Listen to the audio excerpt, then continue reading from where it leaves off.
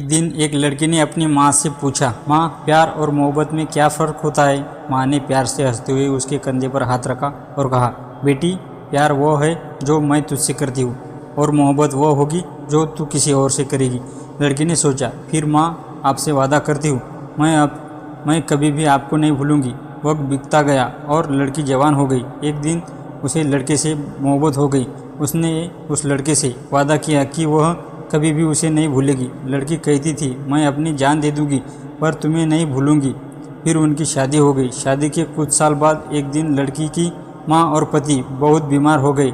लड़की ने उन्हें डॉक्टर के पास ले गई और डॉक्टर ने कहा, तुम्हारी माँ और पति दोनों एक एक किडनी खराब हो गई। तुम अपनी माँ और पति में से किसी एक को अपनी किडनी देकर बचा सकती हो।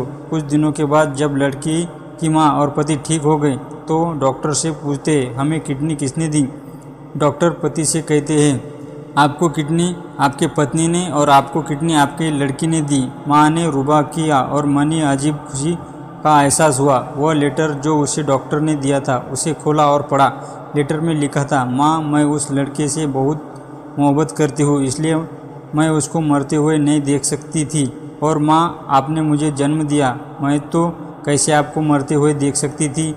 माँ, मैंने अपना वादा पूरा किया है। और माँ, जब भी आप मेरी कब्र पर आएंगी तो आपको एक आवाज़ सुनाई देगी, आपका प्यार अभी जिंदा है। जब माँ ने ये शब्द पढ़े उनकी आंखों से आंसू आ गए। उन्होंने बेटी को गले लगाया और कहा, तू मेरे लिए सबसे प्यारी है और तेरी मोहब्बत ने मेरे दिल को छू लिया है। इस कहानी के द्वारा हमें यह याद दिलाया जाता है कि माँ बेटी की प्यार और सम्मान का कोई मिसाल नहीं होती। जब हम किसी के सच्चे दिल से प्यार करते हैं तो हम उनके लिए हर संभव कदम उठाते तैयार रहते हैं। माँ का प्यार बेशक अनमोल होता है और वह हमें हमेशा सही दिशा दिखाता है। हमें अपने माँ के साथ समय बिताना और उनकी खुशियों का ख्याल रखना चाहिए।